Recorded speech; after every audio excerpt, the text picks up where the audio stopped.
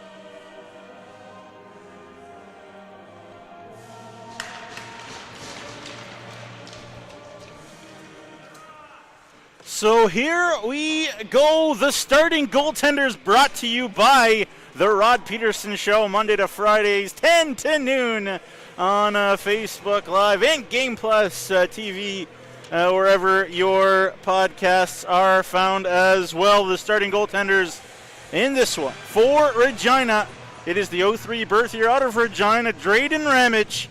He is 3-0 with a 167 goals against average, a 909 save percentage. He stopped 19 of 20 in Wilcox in a 4-1 win for the Patsies over the Notre Dame Hounds. And for the Moose Jaw Warriors, it is Cale DePape, the 17-year-old from Yorkton, 3-0 with a 1 goals against average, a 951 save percentage for Saskatchewan's stingiest U18 hockey club.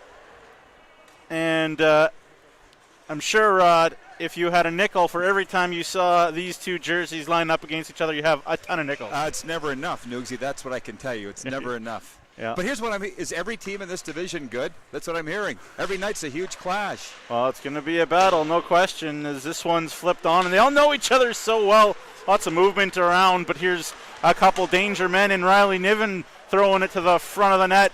Two guys who very much expect to be Moose Jaw Warriors, WHLers very soon, in Atlee Calvert and Riley Niven up there for the men in black as it's along the half wall. Wilson's shot, that one goes wide, and the Warriors with the start shot on to save the rebound.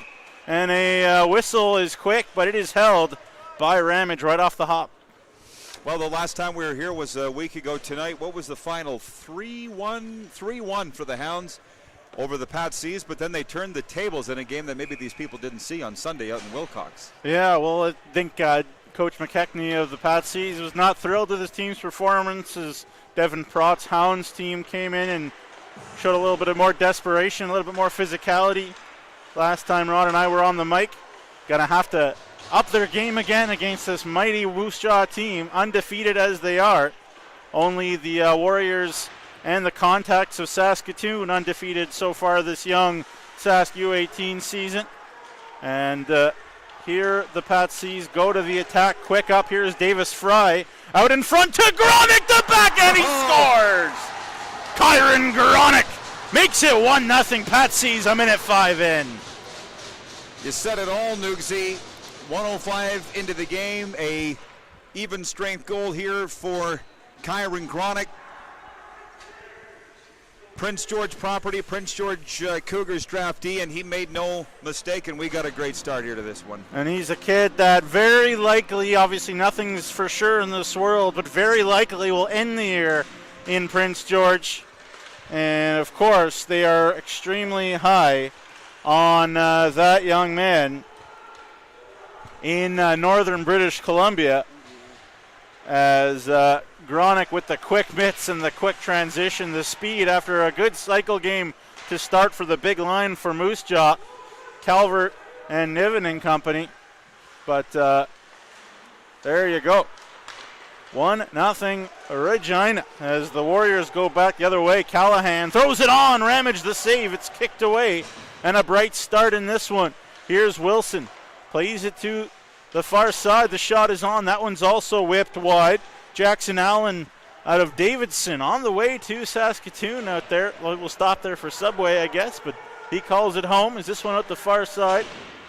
As Schofer, who was a big part of the Pats team last time Rod and I had the call Friday night here against Notre Dame, as this one's knocked down the ice and a quick icing. 2:08 to go and a spirited start between these two teams, trying to put a marker down in Sask U18 hockey. By the way, news that I got today on Tate Schofer is that he's been officially listed by the Moose Jaw Warriors as of, I think, today. So very excited. Big game for Tate. You saw he had that breakaway here last Friday night, so he'll be trying to bury against Moose Jaw tonight. So many eyeballs around the WHL and above, and also the SJ on these two teams all year long. A lot of these guys property of both SJ and WHL teams. As this one's turned over, here's a chance, I believe, for Callahan, and what a stop by Ramage. Still battling Ramage, the save, as Riley Niven was in the blue paint. Atlee Calvert in there in the middle as well, and he's a dangerous customer, is Calvert. Olsen up there for Moose Jaw too. Olsen back to the top, nice little give and go. Mullen the shot, that's off a shin pad. And as Munson will take off, as Mullen gives him a shove. And this Moose Jaw Warriors team was so physical, so strong a year ago, and they've tried to come out and hit this Notre Dame or this Regina team right off the hop as the shot off the stick of Dagelman went wide. Here is Calvert again. He is a regular customer. Wilm out there. He's a first-round WHLer too for Moose Jaw. As this one played up the left wing side. Bernie, the 21st overall pick in the last WHL draft, also out there for Regina. Lots and lots of very high WHL picks in this hockey game. You don't want to turn away for a second, that's for sure. 3.5 gone in the first period. Kyron Gronick, the only goal of the game for Regina. As the Warriors go to the attack, it's chipped in deep, and Sam Bolt, the former Moose Jaw Warriors U18 man himself, goes back for it. Just want to take a minute, Noogsy, if we can, and point out the officials for tonight's game. Two of them are the same as last week, Carter Hoyam and Thomas Bresciani, and we got a couple new faces, Caden Fiacco and Tim Ostriznik on the call tonight. And the face-off to the right now of DePape. Cale DePape had very good numbers last year, despite playing on a, how shall we say, very much struggling Yorkton Maulers AAA U18 squad. And when you're only win 3 games all year, but your save percentage is in the 890s, you're probably doing something right. And DePape was a big part of that Yorkton AAA team a year ago. Transfers here to Moose Jaw, and I'm sure Matt Hare and the Yorkton Terriers have a very close eye on Mr. DePape. Played a game for the Terriers a year ago in relief in Estevan, I believe, because this one's flicked on, and a save by Ramage, who's come out of the gate red hot in this one. He has, but in the goaltenders world, we say Noogsy, he's making his own work there. Played the puck into the corner and then barely got back into the crease to make the save. Plus, he had a defenseman in his road. So, hey, it's no problem playing the puck, but you better not give the puck away. No doubt. Face-off is won by Moose Jaw. It's flicked on, down low, and again, it's been all Moose Jaw for the exception of that one chance that Gronick went back the other way with Aremba. That one snapped wide, and Ramage has been very sharp so far here for Regina, as Bolt and Hammett trying to settle things down, the top pairing for Regina, as this one's flipped up in the air. Schofer tried to touch that one down neatly to Braden Barnett, but that one is called on the offside. 15:34 to go in the first period. 1-0 Regina. And Warman, by the way, is in Prince Albert. And the Battle of Saskatoon, which is what everybody will also be wanting to watch at the SaskTel Center in 20 minutes. That'll be an absolute barn burner as well. It's a bit of a rivalry night, Rod. Moose Jaw and Regina, and then the Battle of Saskatoon. So you can't go wrong. It's going to be two battles for sure between probably the four best teams in Saskatchewan. As this one snapped in. I'm sure the Mintos of PA and Swift Current will have something to say as well as the Notre Dame Hounds. But there you go. Ziegler out the far side. Ethan Peters has Ziegler all tied up. As the Patsies trying to get some zone time offensively here. Haven't really been able to establish their cycle game inside the Moose Jaw zone. Hasn't mattered, though, as they do have the only goal. Here is Holba looking for Dagelman. Dagelman looking for Holba. He chips at it. Two guys who have SJHL connections there. Dagelman with Notre Dame, and Holba now with Nipawin, with Estevan, as Johnston will play it forward, looking for Bernie. Holba was a Nipawin pick, but he was traded to Estevan last week. In fact, his SJHL rights were.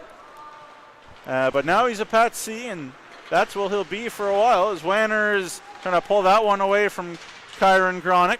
Here is the dangerous Aremba. Aremba waits, looks, and shoots off the side of the net. Maybe hit the post. Davis Fry was looking for some loose change too, but it did stay out behind DePap. Aremba snaps it in. He's got a puck on a string. 11 points in 5 games to lead the loop for Aremba, the 0-5 berth here. And could he play in the Western Hockey League this year as an 0-5? Possibly. He's not going to, I don't think, but he could. The 7th overall pick to Seattle. What skill he has. Here is Barnett up the wall. He's got Reich ahead of him. Didn't hit him. Played it against the boards instead. And Manti, the first rounder for the Brandon Wheat Kings, picked it up, but I think it's going to be a penalty here. Too many men for the Moose Jaw under 18 Warriors, Nugsy, and Calvert has a problem with the call, Atlee Calvert, and I'll be honest, I didn't really see it. It was on a change right down here. But it's a too many men call on Moose Jaw. The Patsies will go to their first power play of the night. There was some rough stuff on that shift that I thought was going to be called. You probably saw it. Russ Gronick. Yeesh, that's his dad. Kyron Gronick was taking a few too many liberties as far as Moose Jaw liked in front of the bench, and he drew 3 Warriors. None of that was called, and then the Warriors end up down a man. And that was really what precipitated the scramble in front of the Warriors bench, and they still don't like the call. The Patsies ran into a juggernaut on special team. Devin Prott and the Hounds are known for their special teams the last while, as they're still going at it down there. The Moose Jaw bench, Trevor Weisgerber, not thrilled with the call. But the Patsies will have a power play here with 13:17 to go in the first period. Gronick, the only goal of the hockey game. And the face-off to the left of Cale DePap will start this power play. The Patsies were 0 for 7 on the power play last weekend against the Notre Dame Hounds. They pumped tons of shots on Austin Elliott in the Notre Dame net, but he is as good as anybody in this loop, is the potential future Saskatoon Blade. I got to think, Nugsy, you would agree that so far this game's far faster than what we saw last Friday night, and that was a good game. This has been a track meet. Yeah, wide open for sure. Two very good teams going at it here. Hammett down low. He'll hit Gronick at the far side. McKechnie's power play is always deadly. This Patsies team has a great tradition of talent for sure. Gronick down low to Fry. He's already played junior hockey for Melville. That shot is blocked off the stick of Sam Bolt. Aremba pass to Hammett at the point. Here is Hammett. Down low to Fry. Fry will play it out the far side to Gronick, the Prince George Cougars prospect. Bolt to Hammett. He looks and shoots. That's off of a leg. Peters has it knocked to the corner, and the Patsies continue with the offensive zone time. Gronick down low to Fry, looking back door, and he had Aremba maybe, but he was tied up. Bolt, Gronick, great pressure by Regina, but nothing to show for it through a minute so far. Gronick to Bolt, the bullet, and that one stopped by DePap, and he hangs on. Little different personnel out on the power play for the first unit. Nugsy, would you not agree? We didn't see Blake Heward. We see him now, though. We'll see if Darren McKechnie puts him at the point, which he's wont to do on the power play. Looks like he's going to line up at the left point, so it's pretty good power play units they got to throw over the boards. Yeah, for sure. Blake Heward, a Swift Current draft pick, as well as potentially an Estevan Bruin. And he's been known to play both forward and defense over his young career so far. Nice to have some versatility. Coaches, of course, love that. Johnston snaps it up to Holba, and Holba tries to chip it in. Reich is knocked down hard and goes awkwardly into the boards right there. Dug free by the hard work of Dagelman. Here is Bernie in the corner. Back to the point. Here is Heward to Johnston. Johnston, far side to Bernie, and the young man Bernie couldn't pull the trigger. Here is Heward to Bernie. Bernie, the Swift Current first rounder from this past season. Heward trying to chip it in deeper. Dagelman back to Bernie. Here's Heward at the right point to Johnston at the top. The wrist shot gets through. The rebound to Bernie. He scores! 2-0 Regina, and it's a power play goal. Indeed it is. It comes at 8:43, and how do you like this? 2-0 Pat season, a game that's a lot closer than that, wouldn't you say? Although that was the second power play unit for the Pat Canadians. I'm not sure if Keck would have them numbered or not, but really impressive puck possession. Moose Jaw was chasing for the entire time in their zone. They just waited for the right opportunity, and Bernie knows what he's doing with it, doesn't he? Yeah, no question, and obviously it speaks to the ability that the Patsies have, the weaponry that they have when they can put a guy who had 128 points in Bantam a year ago on their second quote-unquote power play unit. They really have two number one power play units, as Bernie was almost unstoppable in Bantam a year ago. And it really is about balancing the experience with the youthful talent of guys like Bernie and Aremba and company on this Regina team. I saw the comments from Darren McKechnie after the game last week. He wasn't happy. We talked to some parents after the game. I think you were part of those discussions, and they felt that it is very early on in the season. But this is a different, I mean, you saw them Sunday in Wilcox. I didn't, but this is a different Pat C's team from a week ago. Yeah, they've come out hard. They came out hard against Notre Dame in Wilcox, and that game could have been, with all due respect to Bevan Pratt's team, even heavier of a defeat for the Hounds, were it not for Austin Elliott. But talked about Austin Elliott being a premier goalie in this league. Drayden Ramage so far is shown to be just as premier too, and Estevan Bruin's draft pick.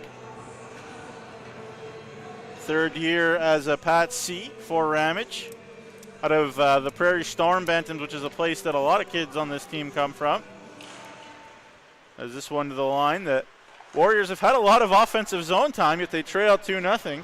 I guess that's the unfairness of hockey. Here is Wilson, left point, the shot through, the rebound kicked into the middle of the ice. And that one did just get out, and they're going to call a penalty here. Ethan Peters is going to get it for kneeing, I'm assuming will be the call. Was that the call? I don't know how you could argue that one. No, you cannot really. He got his leg out. Could have been tripping, could have been kneeing. As Peters, the big defenseman, goes to the box. Moose Jaw boy. One of the pipelines that Moose Jaw is trying to establish is with the Prairie Hockey Academy there in Caronport. He's one of the kids from there. And a 4-minute power play here. That's we just a little saw much. Maybe that's what they're arguing. We saw just how dangerous that Regina power play can be. Don't you think if the guy's hurt, 4? Yeah. But two should have sufficed, I would have thought on that, but what do I know? Yeah. That's what I always say. What do I As a know? broadcaster, yeah, what do I know? What does Rod know? I know what Rod knows a little bit. Anyways, here is Hammett. Tries to spin it back. He's been a fixture for Regina for years, and what a player he's been. Gronick stepping up. Hammett, part of a Melfort Mustangs club that's always got lots of ability under Trevor Blevins as well, as Callahan will knock it down the ice. And so 3 minutes and 30 seconds left on this Regina power play. They already have a 2-0 lead. They've really just been clinical on their chances. They haven't had a bucket of grade A chances. Could argue that Moose Jaw's had more grade A chances, but just a matter of putting the puck in the basket, the back of the net for Regina. Want to say hello to a couple folks that are watching tonight. Oh, my good friend Bobby Trumbley's correcting my mistakes all these years later. Kyron Gronick is Russ's nephew, not his kid. Thank you, Louie. And also Corey Patterson watching in Tallahassee for a second consecutive Friday night, former Pac Canadian and member of the 1988 Air Canada Cup team. Remember me saying that last week? Yes, sir. He was watching. There you go. Thank you so much for tuning in. Notre Dame head coach and GM Brett Pilkington's also tuning in to watch the game, but also watch some of his prospects. Sam Bolt and Hunter Dagelman, both Notre Dame Hounds Junior A prospects, as well as Riley Niven, as this one is blown dead. Vastly different power play here. It was all offensive zone time the whole time last power play for Regina. But I always talk about with coaches that being on the power play is only half moving it around and trying to score and shoot and all that stuff. The other half is getting the puck back after you've shot it. And you need that hunger, that desire to get set up in the offensive zone. It's not just robotic hockey, as this Patsy's team is going to learn. Moose Jaw's not going to back off. Here is Perkins, tries to throw to the front of the net. Wilm up there as well. Son of an NHLer as well, isn't he, Hayden Wilm?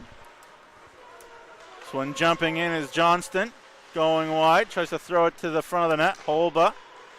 Hewer does a nice job of keeping that one in, and now maybe Regina can set up. No, they cannot, and some good tenacity by the penalty killers here for Moose Jaw as it's knocked down the ice. Ramage has to be very careful with some hard pressure up there by Perkins, the White City boy, so I'm sure he's got some friends and family in the crowd perhaps. This one chipped back to the point as Regina can finally get set up with the power play.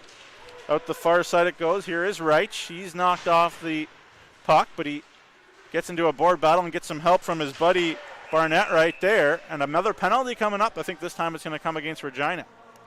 Yeah, interference from along the wall. And it is going to be Braden Barnett, the Martinsville product, going off. So that's going to kill what's left of the power play here for the Pat Seas. And so Pat Seas will lose that 4-minute power play without scoring on it. 15 seconds of power play time actually coming up for Moose Jaw in 1:45, but we'll have 4-on-4, a little bit more space for these star teams to work with as the Pat Seas to the attack here. Reich into the corner. He's got Schofer, as you mentioned, the Moose Jaw Warriors WHL listed prospect. Schofer chases in after it, gives Warner a shove. And one thing maybe that this season that's different and crazy, that good that can come out of it, is a lot of eyeballs from Western Hockey League GMs and scouts will be on these kids. Here's Bolt to Schofer, backdoor the rebound, and Gronick had an open cage, but the puck wouldn't settle down for him. Atlee Calvert back the other way for Moose Jaw. He's got Mullen going to the front of the net. Calvert still hanging on, throws it dangerously in the middle of the ice. They're trying to hit Wyatt Wilson. Gronick looking in front of him for Schofer. As we have 45 seconds with the 4-on-4 has turned into some drama out here in Regina. Here is Manti, the former Weyburn Red Wings AA Bantam man.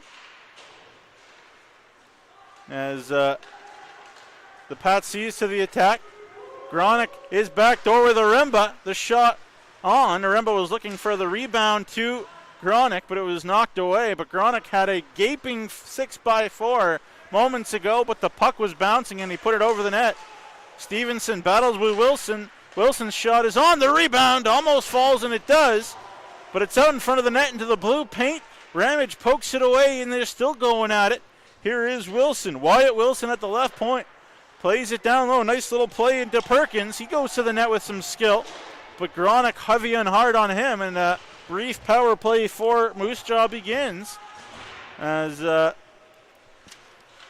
going to get it down the ice, and Barnett, the Regina Pats prospect, will jump out of the box. And we had some drama there, 4-on-4. 6:05 to go in the first. The end-to-end play continues, doesn't it? No doubt. Here is Dagelman. Back to the point. Johnston, D to Heward, snaps it out in front. Dagelman touches it down.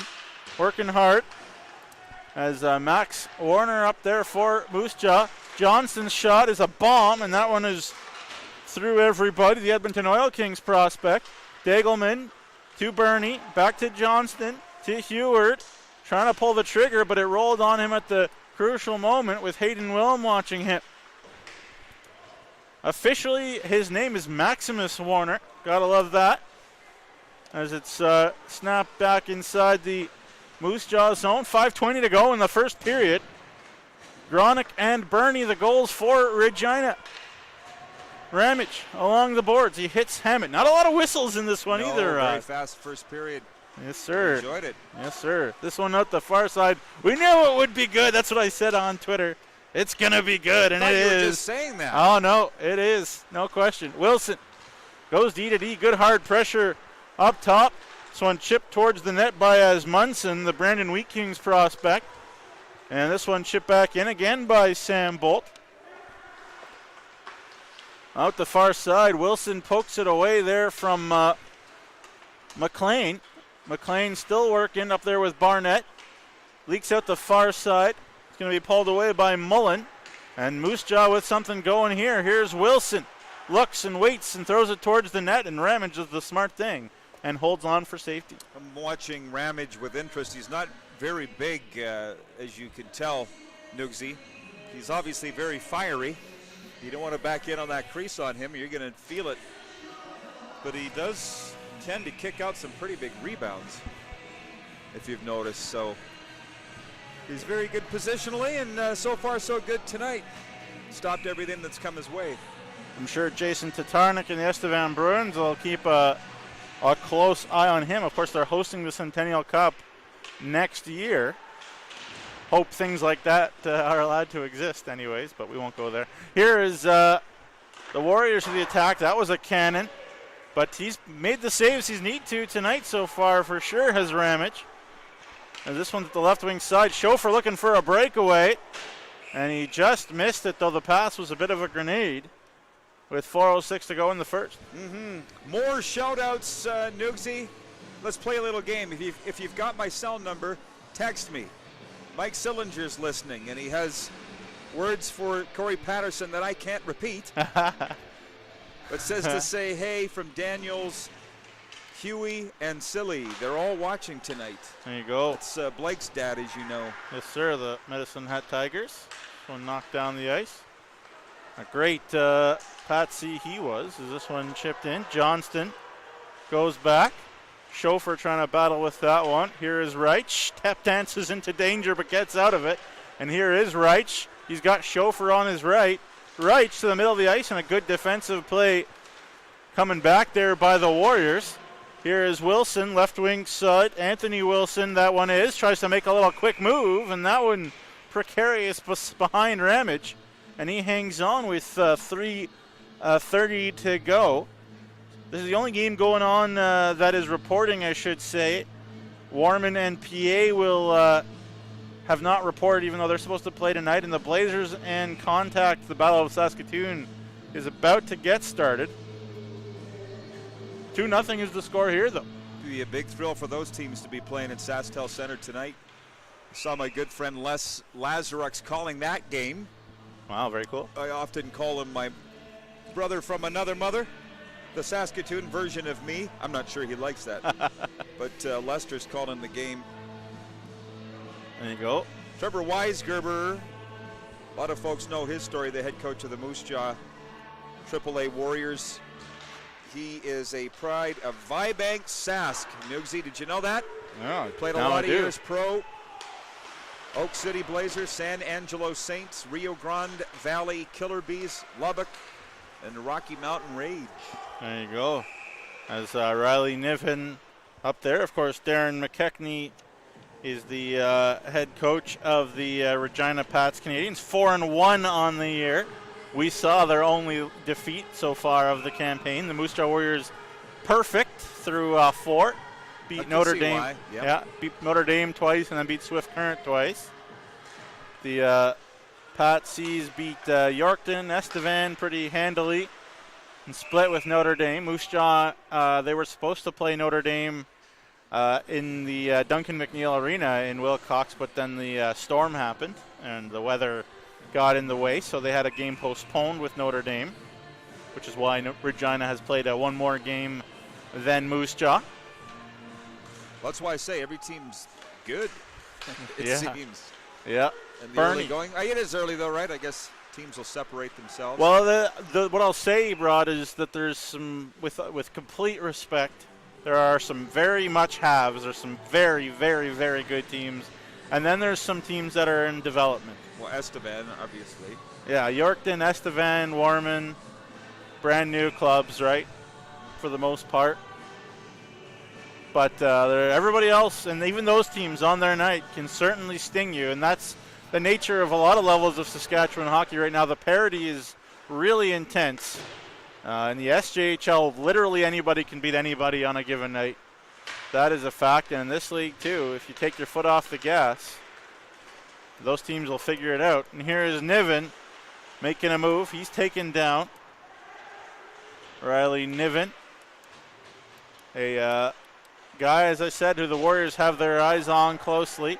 Wilson in the corner, throws it out in front. It's off of a stick, and Davis Fry can take off. Fry, a guy who's played a couple games for the Melville Millionaires of the Saskatchewan Junior Hockey League. Is this one out the far side, and Johnston, who's been good in this period, chips it forward for Reich. Kept in nicely by Barnett, throws it to the far side. Schofer looking down low for Reich. Barnett gives chase, and he'll throw his weight around right there that I'm sure John Paddock loves to see. He's not a small kid either. As the Warriors down 2-0 despite a strong amount of chances, goalmouth chances in fact. But Ramage has been strong in the Regina net. Here's Ekron Bratton. He'll take his time, play it behind him as the aggressive forecheck for Regina continues. This one chipped in deep as Kistner goes in on the forecheck. Kistner working hard. Hammett pokes it free. Ziegler out the left wing side and a whole bite of the attack. He's got his Munson ahead of him. This one chipped forward, trying to settle that one down is Ekron Bratton, and he'll chip it forward to Hayden Wilm. Wilm gets it in deep. Hammett out the far side. Holba will chase for it. Kept in there by Wanner. It's below the goal line. Callahan with a minute to go in the first period. 2-0 is the score for the Pat Seas. Jumping up is Perkins. Tries to throw it to the net. It's into a crowd, and Regina can pull it away. Ekron Bratton at the right point. As the play is slowing down a little bit. It came out with all guns a-blazing, both teams did. Take a breath here, perhaps. Here's Matt Perkins trying to go wide. He's been one of the more dangerous Moose Jaw Warriors today. Out the right side it goes, and Regina will hope to head into the first intermission break with a 2-0 lead.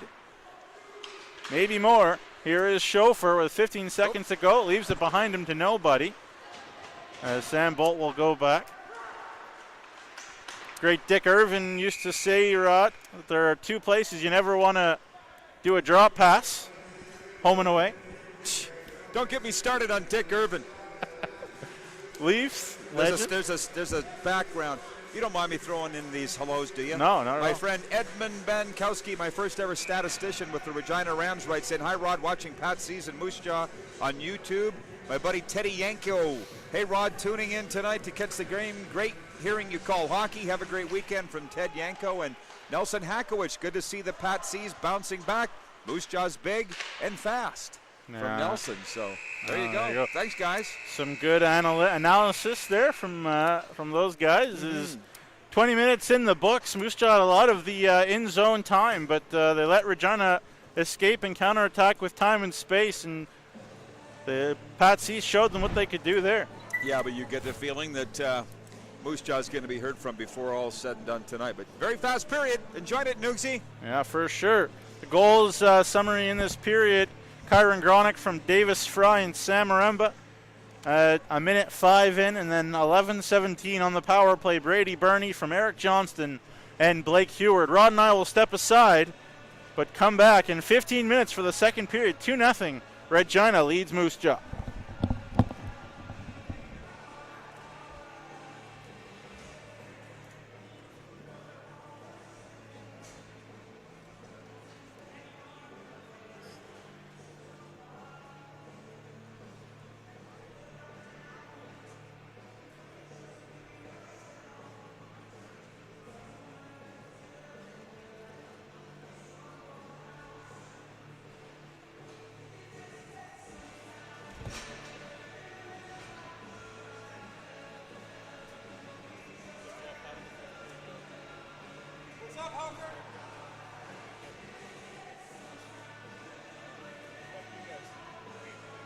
That's what I heard. Getting that from everybody.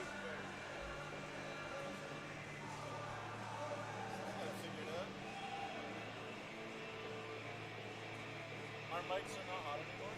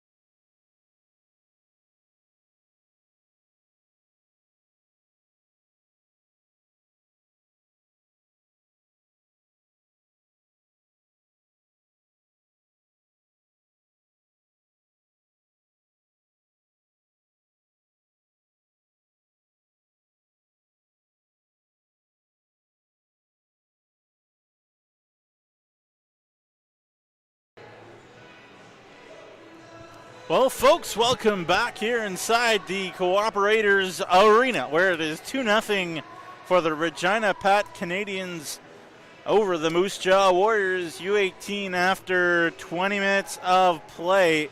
And Kyron Gronick and Brady Burney, two names that we expect to be in the Western Hockey League pretty soon, with the goals for Regina. Pretty entertaining first, Rod, between two powerhouse teams. Yeah, as anticipated, right? Special teams was a factor. The Patsies are 1 for 2 on the power play. Warriors 0 for 1. We're going to start the second period, 5 skaters aside, and it has been an entertaining game. And you know what? Both goalies have been tested here tonight. DePap for Moose Jaw and Ramage for Regina. And I just feel like there's a lot to be sorted out here tonight.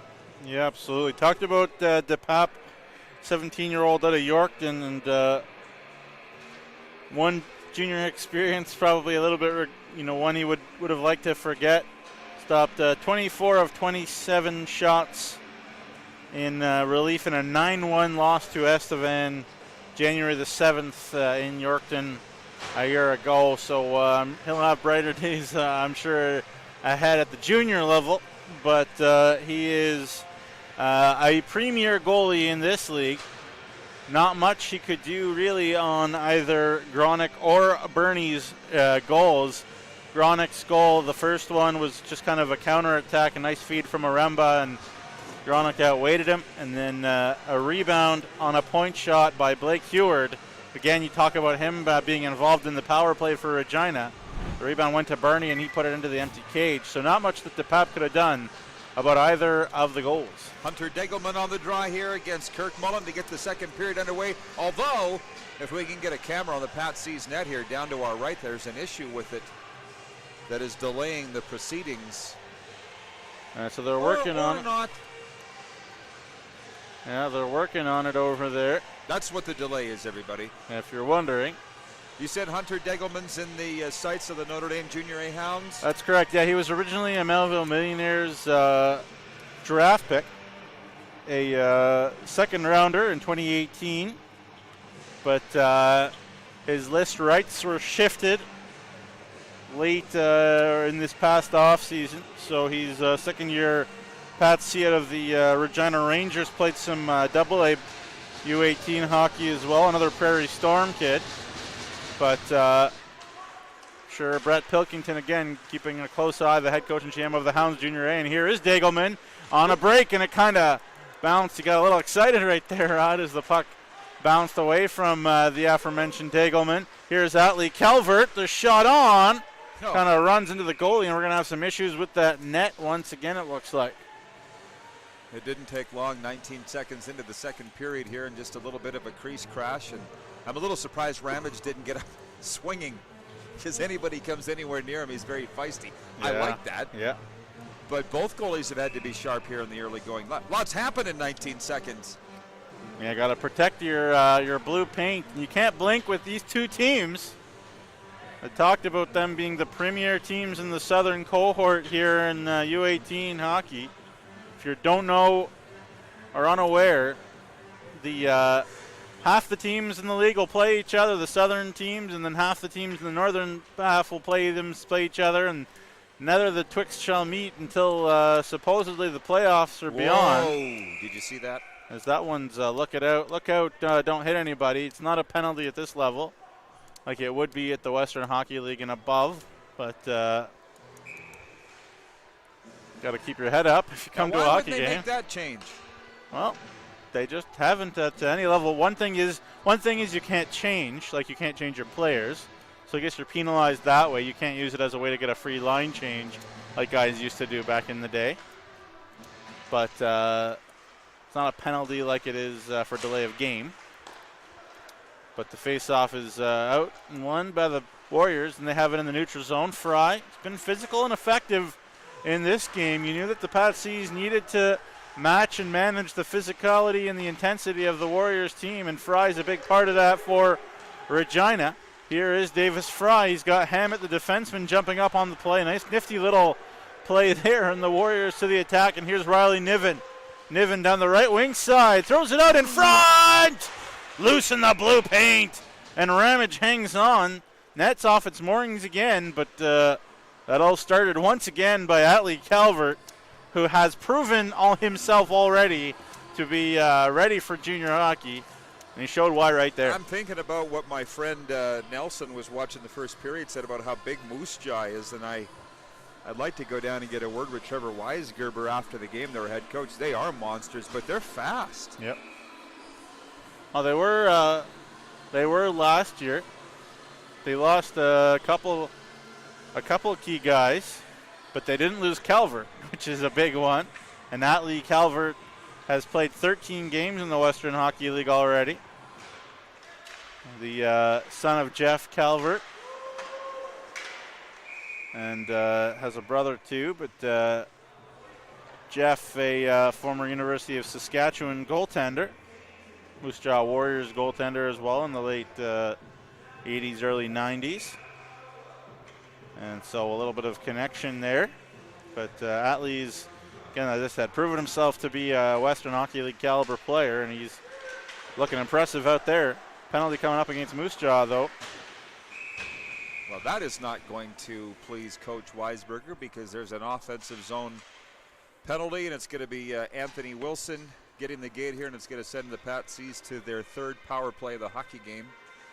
First minor of this second period, by the way. I just wanted to make a note, if you don't mind, Noogsy, the Regina Pats have moved their store indoors to the Cornwall Center, and it's officially open. Oh, okay. You follow the Pats on Twitter at WHL Pats. You'll see photos of K9 in the store today. So if you're getting out to get some Christmas shopping done tomorrow, please support your Regina Pats down at the Cornwall Center. Great point by you, Rod.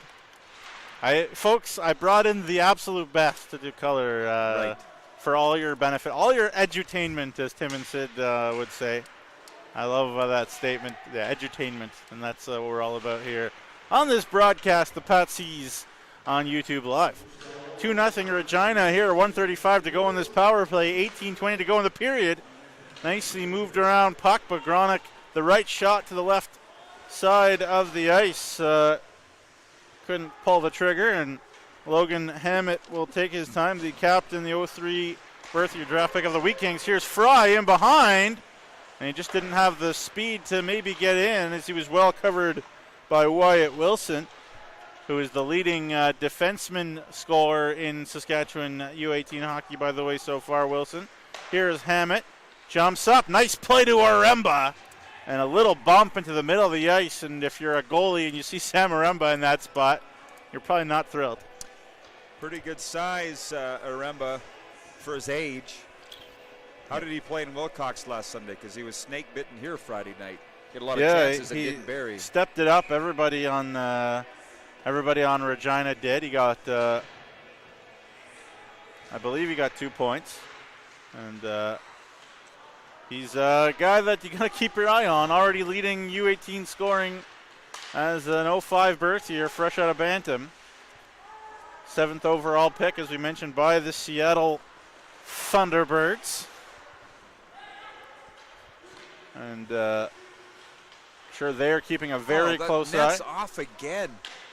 And Savage doing the sportsman thing to try to fix it there, but then Calvert was about to jump in. So I don't know I think the camera caught that, but my dad used to say, because I was a goalie, Noogsy, not a good one, but he said, if the net's off an inch, just push it all the way off. Don't try and fix it. Push it off. Yeah. But, if you're a goalie, I guess you want to know that if you're going to go slide side to side and bump into that post to get your edge there, your angle. That's what he's saying. Then, knock it off. He's like, don't try and fix it yourself. It's not your job. No. Problem here is that the Patsies are on the power play, and this is going to bring a face-off all the way down into their zone. So and that's not good. Saw the puck was going back the other way. Yeah. Aremba with 6 goals and 5 assists in 5 games. I'm not good at math, but that's pretty good. Yeah, very good. Got actually his 6th assist on Gronick's goal, so he's actually got 12 points, as does Gronick. Gronick with 3 goals and 9 assists now in 5 games. So, picking up where he left off, Mr. Aremba. Just a point machine. If you got a WHL rink near you sooner than later. Boy, they're getting younger and younger. I'm staying the same age, but 05 birth years now. Wow, oh, wow. You know what? Talk about a quick week. It was just last Friday we were talking about Connor Bedard. And actually yesterday I had the BC Hockey League guy on, Brian Weeb. We were talking about that, you and I, earlier. He said Connor Bedard would be ineligible to play in the BCJ at 15. That's what he said. If Hockey Canada designates you as an exceptional player, you should be able to play anywhere. Yeah. Exactly. Yeah, anywhere. I guess it's a very specific thing. Yeah, and it's true. You see lots of 15-year-olds play in the Ontario Junior A Hockey League, where I came from. Some guy named Mitch Marner, for example, Owen Tippett, et cetera. Guys like that played in that league, including Quinton Byfield, who's going to be on the World Junior team again, and a big part of it. Literally and physically, as Wanner's shot hit his own guy, and Wilm was in tight. But yet they draft 14-year-olds out here, so I don't know. How do you explain that to me, Rod? I can't. And actually, maybe if somebody's watching can tell us why we should get to the play-by-play, but why they never bumped that up to 15. 15, yeah. Yeah. Wanner knocked that one down the ice. Icing is going to be the call. The penalty is over, so after that first Regina power play, clearly Trevor Weisberger kicked up the penalty-killing pressure. Said just don't let them set up in the offensive zone, because if you let them have time and space, this Regina team will kill you. Don't just try to sit back and block shots, because they'll move it around and find an empty net. But good job of adjusting by this Moose Jaw team.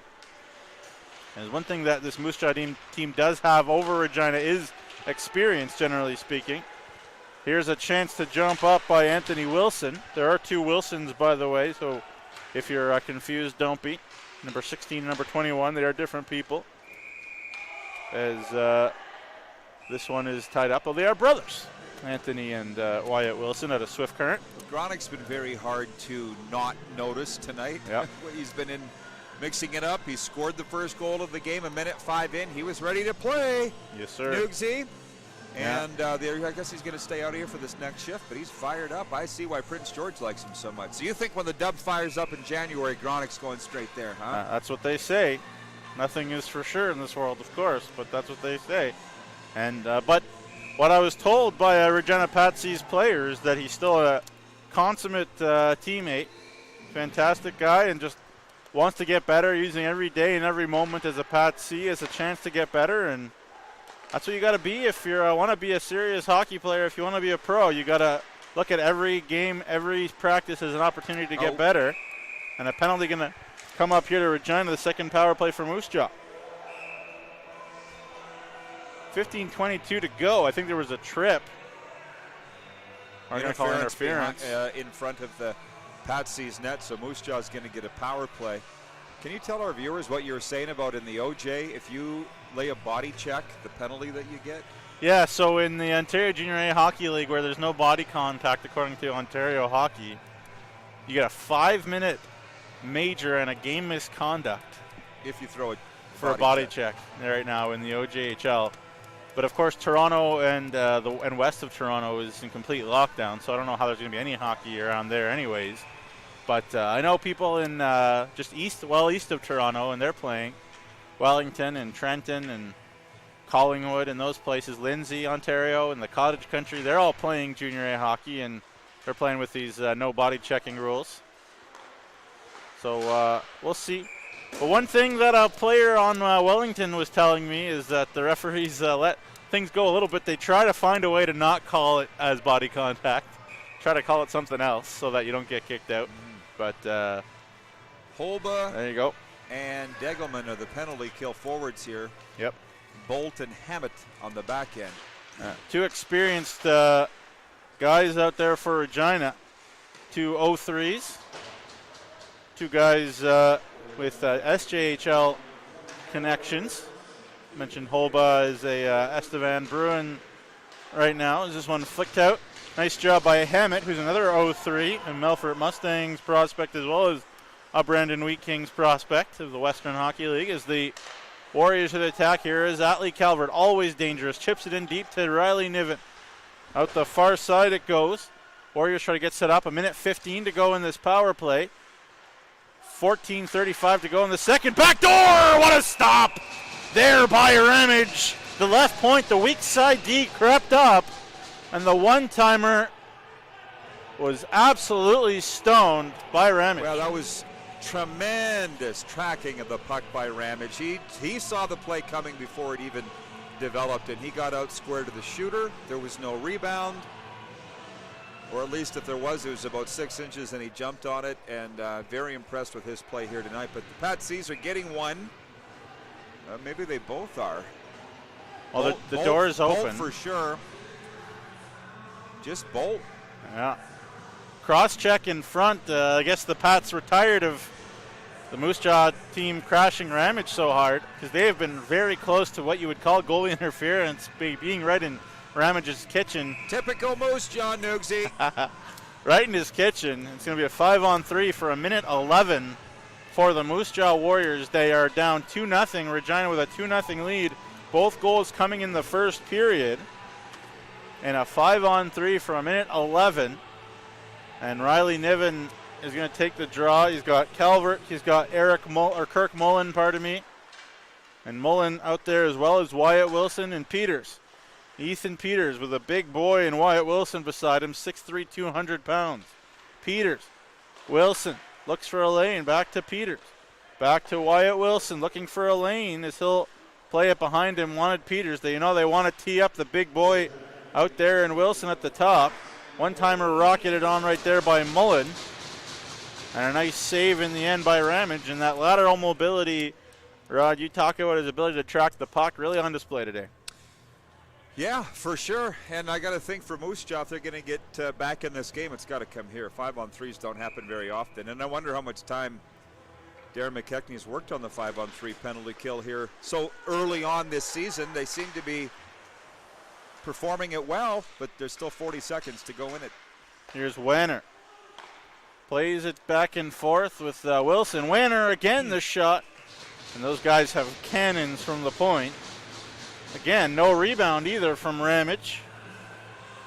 And he hangs on for the whistle. 32 seconds to go in the 5-on-3 for Moose Jaw. They're 0 for 1 with the power play heading into this one. Drayden Ramage in his third year as a Pats Canadian. As the Warriors continue to win faceoffs, that's another element of a power play. If you can win the draw, that's a big help. Wanner to Wilson. Waiting, looking. Wanner, the 1T. That one's off of a foot out in front. Calvert was looking for the loose puck. And Niven will get it back to the point. Here's Wilson. He's got the skillful Niven. Niven jumping up, takes a look, throws it back to Wanner. Wanner waits. Wilson the shot, and that was fanned on. And he had a great chance of hitting his own teammate instead of the net. Wanner to Niven. He plays it back door for Wilson instead of shooting, and one of the penalties is over. 40 seconds to go. Wraparound attempt in this power play as it's chipped out, and a good job of getting in the shooting lanes by Regina right there. 13 minutes to go in the second. 30 seconds to go in this third Moose Jaw power play as Wanner jumps up. That one is blocked. Estevan Bruin's property is Max Wanner. Back to the point. Wilson the shot. That one's a bullet. And you know, he's got an absolute bomb. Wanner. Wilson looks, waits, shoots, puts that one wide. And Wyatt Wilson looks like a real prospect, does he not? He's as well. He's a big boy out there at a Swift Current. A draft pick of the Lethbridge Hurricanes, 6th rounder. Left wing side to go, but the power play for Moose Jaw is over. It stays 2-0 for Regina.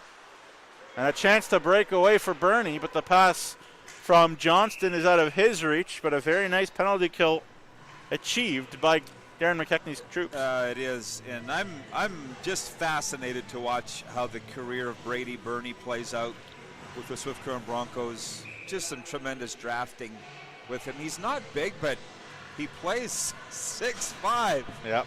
You know, and he's got the skill. He's got one tonight. He's got the go-ahead goal on the power play, and I'll tell you, this Pat C's team's fun to watch. Big difference between the two clubs, though, wouldn't you say? Regina's finesse, and look, here he is. Bernie's a beautiful skater, too. Walking on the glass there is Brady Bernie. You know his father, too, do you not? Very well. There you go. That's Cam. Yes, sir. The radio guy. Yep. Known him a long time. There you go. I feel like you're the great, for a lot of reasons to have you on as color is great, but you just seem like you know the dad of every single one of these Pat C's players, too. I know, it means we're old, I guess. And here's Reich being battled by Wenner. The hockey world is a small one, too. There's also that. One. And a great one. Small but great, no question. This one chipped to the neutral zone. Schofer plays it to Bolt right there, but this one's called on the offside. I don't know if Tate lost track of where that puck was or if he was just lazy getting out of the zone, but that nullified I would say a scoring chance there for the Pat C's. But anyways, to finish my thought, Pat C's very finesse, very fast, and Moose Jaw, big, brawn, but they're fast too. Yeah. I'm already dreaming to the end of the regular season and the playoffs and what's going to go down in this league. It's going to be wild. Yeah, it's going to be wild. Make sure you tune in. Yeah. YouTube Live, Rod and I, Friday nights. Friday Night Lights. Friday Night Lights, no question here all year long. Here's Bolt, snaps it to the corner, trying to find Braden Barnett going to the net, 10:49 to go. Well, you know, and you see how much a penalty kill situation, especially a 5-on-3, can change the momentum of the game. When's the last time we mentioned the name Cale DePape? Even mentioned it. And we're halfway through a period here, Nugsy, and you got to look at the shots there. Not to put you on the spot or anything, but he hasn't had very many. That's really tilted the ice. Yeah, well, 5-0 are the shots right now here in the second period. Yeah, the first period shots, if you're wondering, were 12 apiece. But 5-0 so far here in the second, so DePape hasn't had anything to do. I could basically be the goalie for Moose Jaw in the period, and it would have been fine. There's a chance. Fanned on there by Gronick, though, in a dangerous area. And good thing DePape was there instead of me in that situation. A little collision behind the play, and just the puck went out of play, perhaps. Well, any more of those burgers or nacho platters at Bushwhackers before the game, and you'd fill a lot of the net. Oh, yeah. I mean, I already do, let's be honest. To thine own self be true, that's what Shakespeare said. 10:27 to go in the second period. You're getting hockey, you're getting Shakespeare, you're getting Rod Peterson's cell phone contacts, getting everything you would hope and want for a Friday night viewing out there in YouTube land. Thank you so much for tuning in. We really appreciate it. I'm Jamie Neugebauer, along with Rod Peterson. As this one's out to the neutral zone. Hammett to Sam Bolt. Davis Fry tries to chip it forward. He's got Oremba jumping in there, but DePape out to play it. Does so competently to Hayden Willem, who turns it up. Good hard forecheck by Oremba and Gronick. But it's taken away again by Moose Jaw, and they'll get it up the right wing side. They'll do it again, by the way, tomorrow night in beautiful Moose Jaw. In the Rempel Temple. There you go. Here's Sam Bolt to the neutral zone. The former Moose Jaw U18 man, the Moose Jaw Warriors draft pick, turned over back the other way in a defensive play there by Gronick. A little unorthodox, but it worked out. Chipped in deep. Sam Bolt back there to help out. Plays it along the boards. Here is Pat C's Johnston on a breakaway. Johnston scores! And I know we don't have the benefit of a replay, Nugsy, but the interesting play there was low blocker on a southpaw goalie. And I can tell you, just about any goalie's going to tell you that the hardest shot to save is low blocker. And for a left-handed shot to find that, that's pretty, I don't think that was luck. I think Eric Johnston knew where he was going with that, and it was a no-doubter. So the Pat C's have woken up here in the second period. And Eric Johnston is a defenseman, ended up with a breakaway. So there you go. Talks about the skill on this Regina Pat C's team. 3-0 Regina. Doesn't really feel like a 3-0 game, but here you go. Bernie down back the other way again we go. Peters watching Bernie. He's all tangled up. Dagelman being battled in the corner. Bernie in there to help him out. Trying to dig it free. Always working there is Hunter Dagelman, the assistant captain for this Pat C's team. Kistner tries to get it in deep. Can't do so, as Allen will play it D to D. And one thing we need to see from this Moose Jaw team is somebody other than the Calvert-Niven line creating, because there hasn't been as much creativity from the other units so far for Moose Jaw. But here is the Calvert unit. Out there right now, Asmunsen chips it up the boards. Nice little flick. Here is McLean. He's got Johnston. Wow, he scores! And Eric Johnston makes it 4-0 Regina. Okay, so these are the Pat Canadians everybody has been telling me about, Noogsy. Quick strike ability, and I feel like the positions on this Darren McKechnie team are nothing more than guidelines. Yeah. You got defensemen jumping up into the rush. You got forwards taking shifts on the blue line. And, man, they can turn a game in a hurry. And Eric Johnston had 1 goal in the season heading into this one. He had 3 all last year, and he has 3 already this season, including 2 tonight. By the way, they are a minute and 8 seconds apart. A minute 8 apart for the Edmonton Oil Kings prospect, Eric Johnston, the 3rd overall pick in the 2019 SJHL draft to Weyburn. And it's 4-0, and this has turned into a bit of a rout for Regina, and they're looking for more. This one flipped on, and DePape let that one go by him. As the Warriors on their heels a little bit. 2 odd man rushes to the defenseman Johnston. This shot on from a acute angle. Barnett was looking for a gap in DePape's armor right there. But sorry, Newsy. Asmussen set up both those goals, by the way. I didn't get the second assist on this last one, but 4-0's going to be hard to come back from for Moose Jaw now. It can be done, obviously, but you can't fall asleep against the Regina, clearly. No. By the way, the Battle of Saskatoon is still 0-0 in the second period. All the guns in that game to fill an army. And similar here, but it's been the Regina Pat C's show so far. 4-0 is the score. 7:08 to go in the second. Looking for some response. Perkins, he's been a dangerous customer for Moose Jaw. Wilson, who's going to have license to jump up now, you'd think, for the Warriors. Perkins dipping and diving, giving a shot. He shoots. Moose Jaw's going to get a power play here.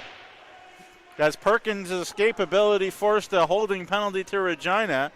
And looks like a young man who can't believe it in Davis Fry. No, he can't. 13-13. Time of the penalty here, sorry. So Moose Jaw's going to go to their 4th power play of the game. Eric Johnson from Kyron Gronick and Sam Bolt was the first goal. Then Johnson from Austin McLean and Noah Asmunsen, the second, as the defenseman who had 40 assists as a defenseman in Bantam a couple of years ago, has 2 goals here in the second period. Peters, Wilson, looks, shoots, great block by Holba. Doug Johnson and Nippon's going to love that. Peters shot on, that one kicked away. As Dagelman will pull it away, flip it down the ice. As good job again by Holba and Dagelman on the penalty kill. McKechnie's got to love having those 2 experienced guys to do some of the grunt work. Good players themselves. But here's Mullen, the shot, that one. I don't know if that was off of a body of Ramage or went out, but what happened there? It was tipped and out of play. But Moose Jaw is starting to throw the puck around pretty fast. I love the positional play of Ramage, man. When you are not that big, and I don't know what his height is. I got to guess 5'10" officially. I was going to say 5'9", but you got to do other things well. Yep.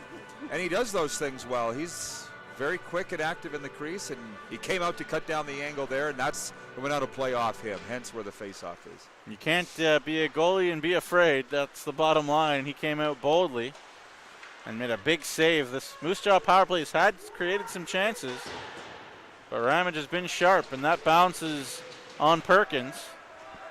And down the ice as Wanner will take his time. He's got Manti with him. Here is Wanner going wide. Wanner makes a look, throws it out in front, and Ramage hangs on. As I think Ramage was hit, but I thought it was a Regina player that went into him. Blake Heward. It was what I would call friendly fire, and his mask got knocked off on the play. And that was just a case of Blake's leg getting tangled up. I'd hate to see if there was any penalties here. Blake was trying to get to the puck behind the net, and Ramage was just a little too far out beyond the post. The Moose Jaw player looks like is going to get a call here for a head contact. Yeah, I didn't see that. Did you? No, I think it was a situation where the referee was unsighted and thought that there was the Moose Jaw guy that went into the goalie. Got 4 minutes for a head contact on the goalie, but he didn't even touch the goalie. Whoops. That's a tough call if you're the ref. But I guess if you're Trevor Weisgerber, you could argue it, but what's the point? There's no replay, so that's a tough one for Moose Jaw, big time. This could put the game away right here. Absolutely. Well, it's 4-on-4 for 40 seconds, and then a long power play for Regina. Yeah, and the Pat C's shown that they have a pretty proficient power play too. Moose Jaw is coming. Looked like they were coming, but we'll see if that gets this Moose Jaw team going as Evan Callahan tried to jump up. Here's Gronick. Stops on a dime.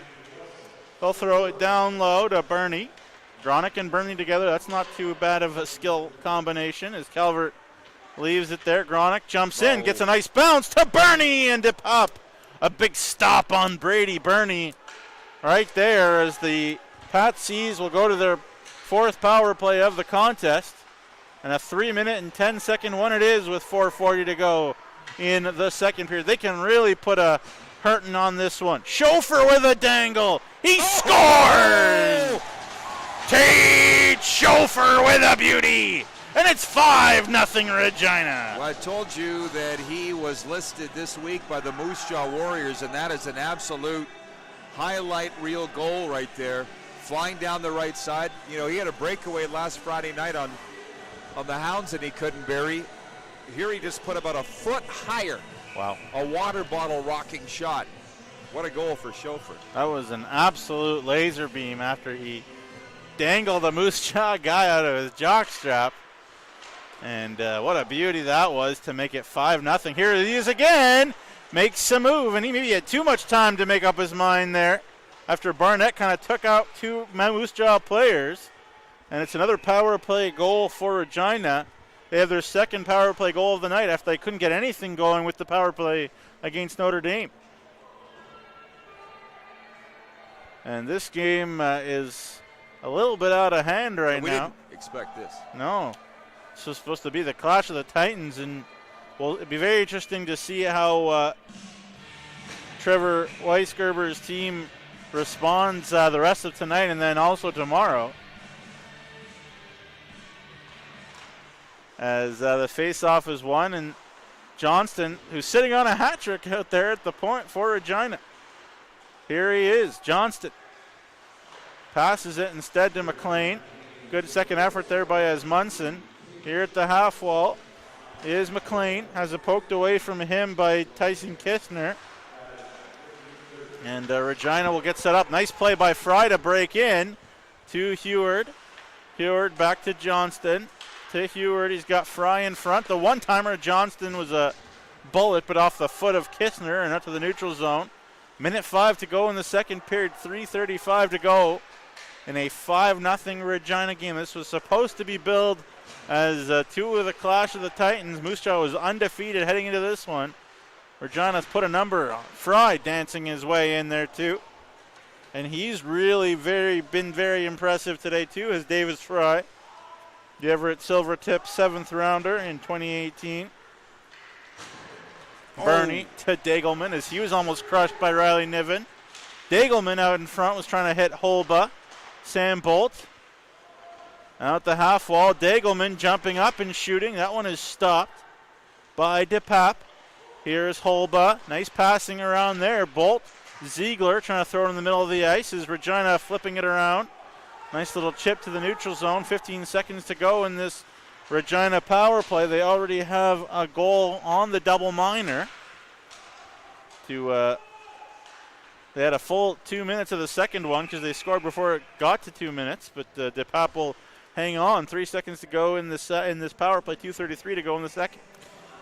Yeah, we talk about how this one's got away from Moose Jaw tonight, and I can't, sorry to say, see them coming back. But the difference, in a lot of ways, has been the power plays. Two goals for Regina with the extra man tonight, but just quick strike ability here. All 3 of these goals in the second period for the Pat Seas are quick transition goals. 2 breakaways by Johnston and a breakaway for Tate. Yeah, it was a beautiful goal by Schofer. That was the goal of the game for sure in terms of beauty. Goal of the year so far. One of the goals of the year for sure. And speaking of talent, still 0-0 with all of that weaponry. Oh, it's 1-0 Saskatoon now. Pardon me. 1-0 Saskatoon against Saskatoon? That's correct. The contact, I should say. Saskatoon contacts. Kalen Lind, one of those monster point getters in Bantam last year for Swift Current Bantams.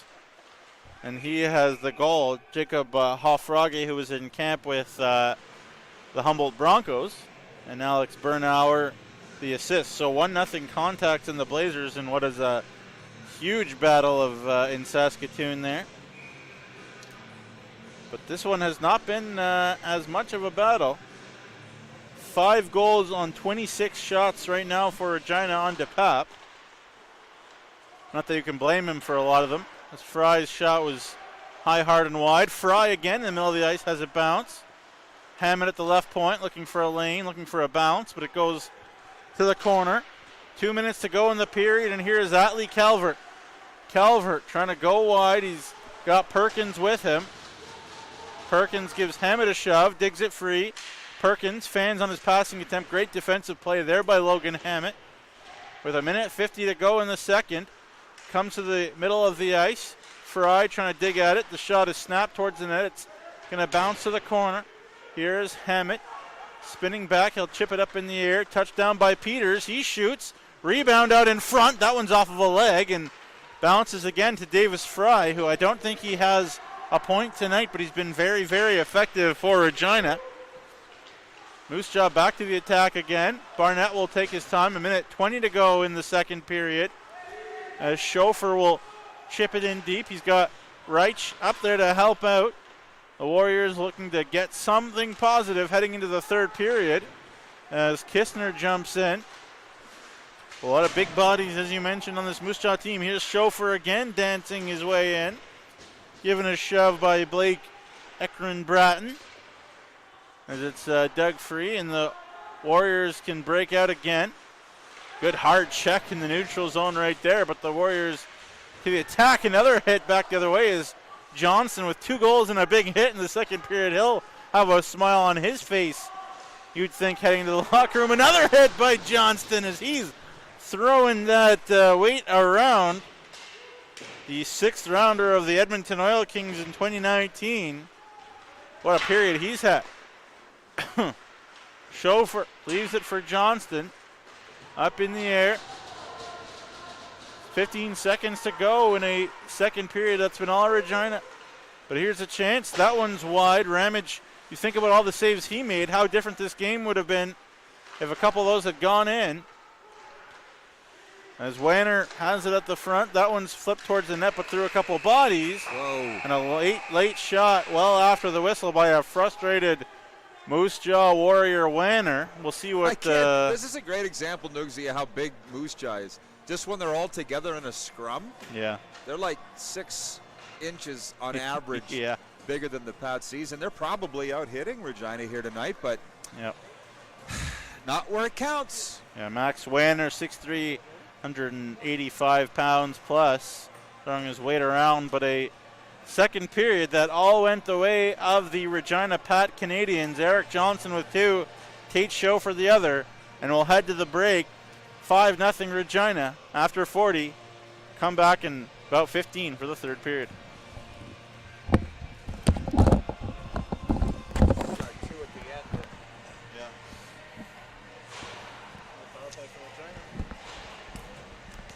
So what do you got tomorrow night? In Humboldt. All right. So who will call the game for Moose Jaw? I don't know. Nobody, I don't think. They should be doing it. Pardon? They should be doing it. Well, James Gallo should be doing it. you see the word is? Yeah.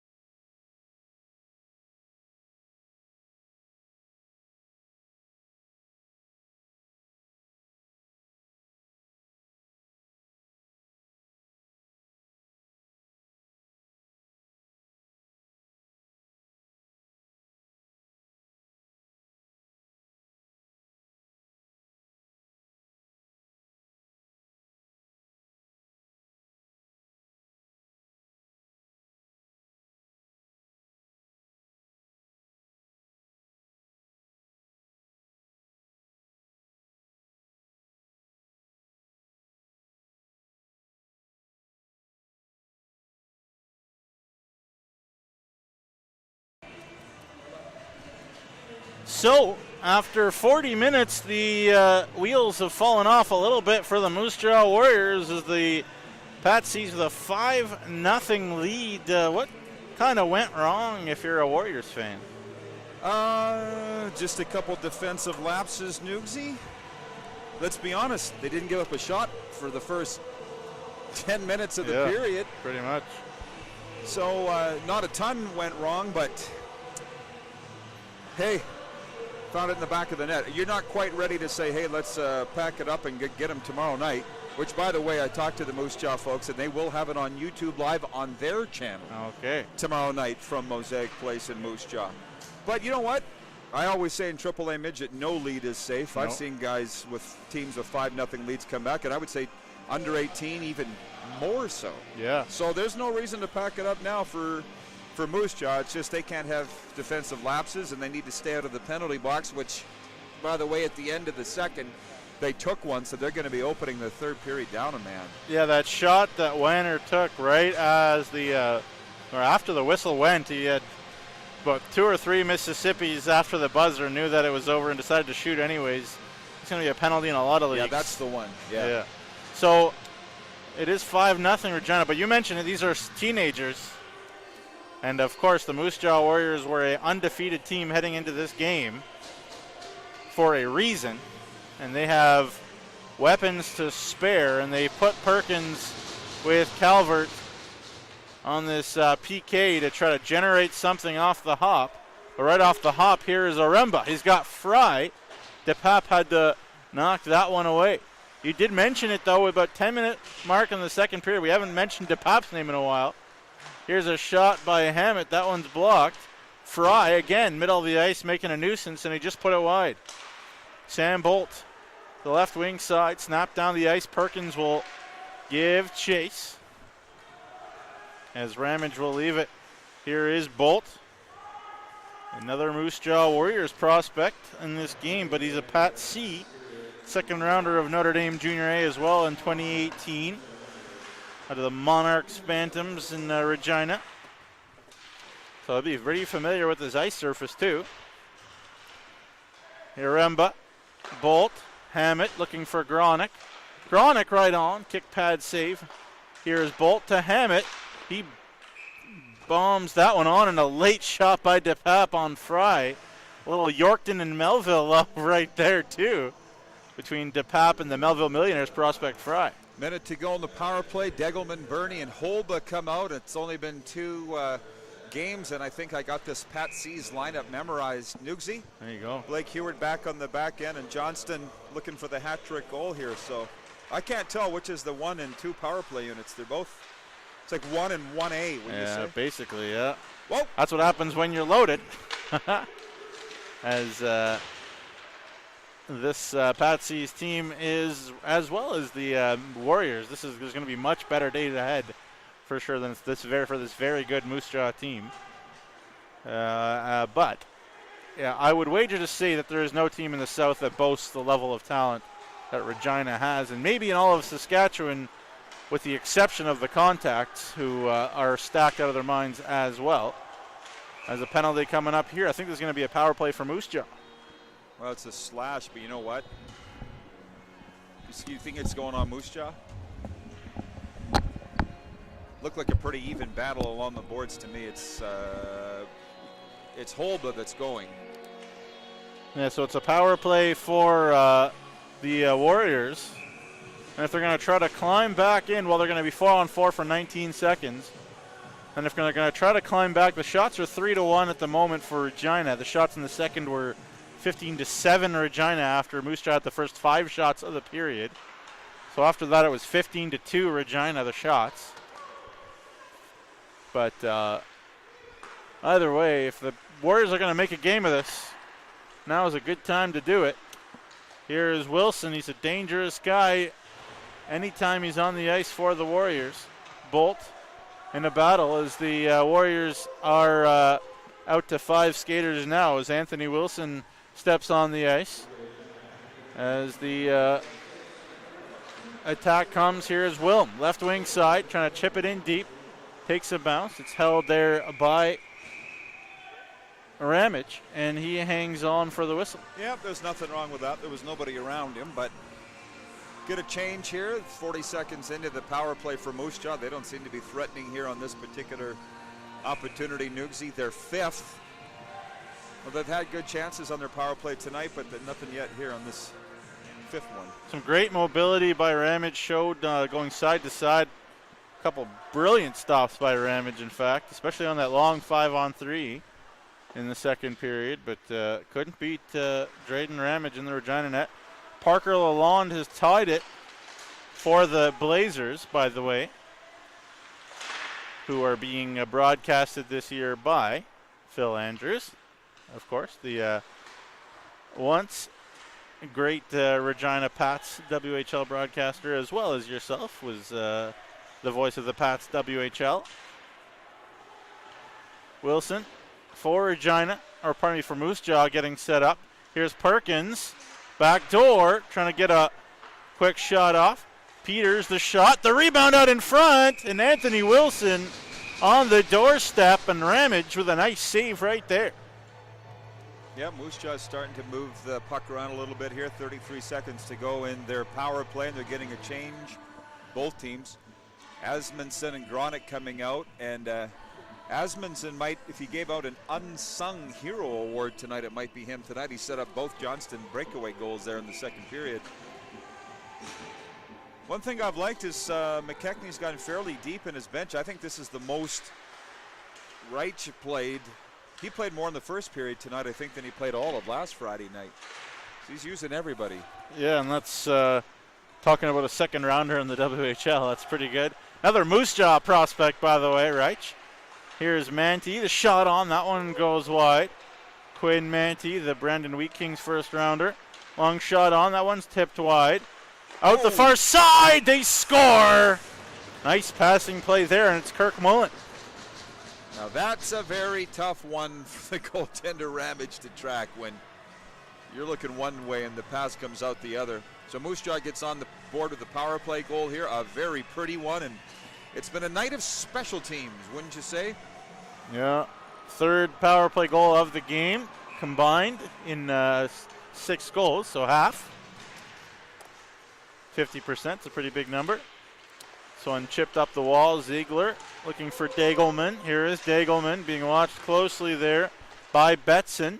Throws it down low. It was blue in the blue paint of DePape, but he got some help at the last minute. Good hard check there by Dagelman, who's been hard on the forecheck. Been a very, very good penalty killer today as well.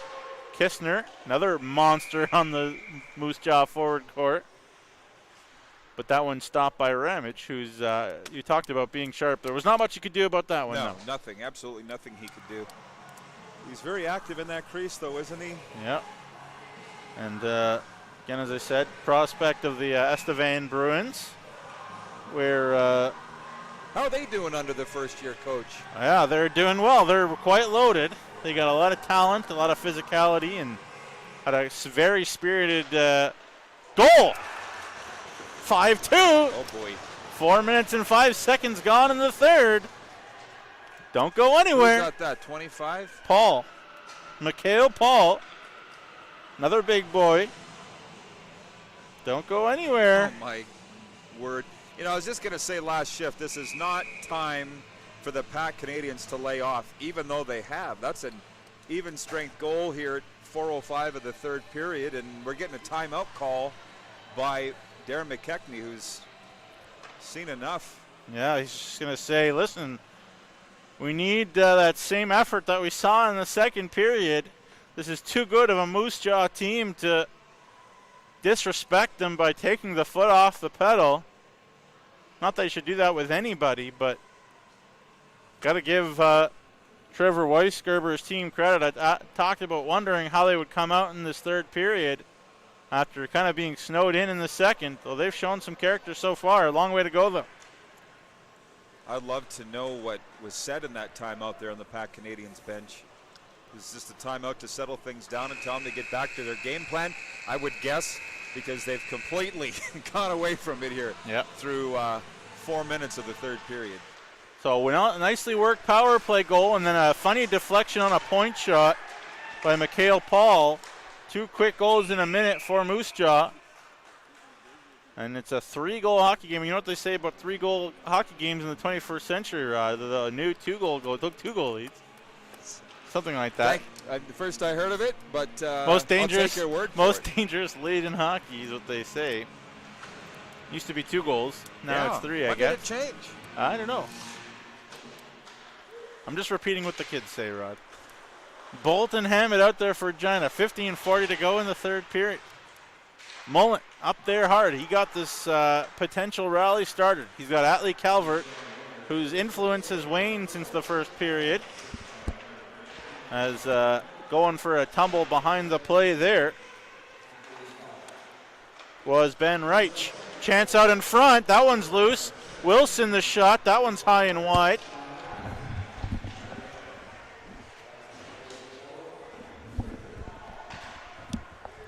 Here is Schofer looking for Wilson. Calvert, he's got something going. Here's a chance, and what a stop! Right there by Ramage on Wilson jumping up. And if he hadn't been great, the score could have been 10-8. Who knows? And what a save there on Wyatt Wilson. Yeah, Moose Jaw's found another gear here, and Wyatt Wilson's been really good tonight all game long for the Moose Jaw AAA Warriors. Notice where the face-off is, Nugsy. This game has taken decided turn here. And let's not forget, Moose Jaw was killing a penalty to open the third period. The whole 2 minutes of it. And they've had 6 to 4 shots, but a lot of those have been great AA chances. Big hit by Dagelman, trying to change the energy of the game. Big hit by Wilson back the other way on McLean. Big hit again. Here's McLean jumping in as Dagelman got snowed in. Asmunsen back to the point to Johnston. The shot, that one kicked away by DePape. That one's off the leg, and DePape says, I'm just going to hold for safety. 14:26 to go in the third, Rod, and all of a sudden, we have a hockey game. I didn't expect this, and I think you were standing here in the intermission when Tanner McCall walked by, the former GM of the Weyburn Red Wings, and he said, how are you guys enjoying the game? It's great, eh? And I thought, well, it is 5-0, right? It's not close. Yeah. Well, nobody left, and we got a game again. Yeah. Davis Fry fans on his pass, but Hammett so calm, throws it into the corner. Gronick, Aremba, and Fry, the big line out there for Regina. One of their big lines anyways, is this one's picked up by Kistner. Tries to get it deep. Bolt pokes it past Kistner, and here's Kyron Gronick. Middle of the ice for Aremba, trying to tap dance his way in. It's poked free. Kistner out the far side. Tape-to-tape pass, and Moose Jaw can go to the attack. Trying to throw that one towards the net is Peters, the defenseman jumping up. Big right shot. D-man out in front. Great chance right there for Mullen. Couldn't pull the trigger as Wanner trying to make a play to get that one towards the net, but Sam Bolt will have some time to recover. Chips it up the boards to Fry. And Gronick makes sure it gets the rest of the way down the ice as Moose Jaw wants to get it up quick. Here is Manti. Manti given a bump there by Ziegler as they battle in the half wall. Holba gets a deeper inside his own zone.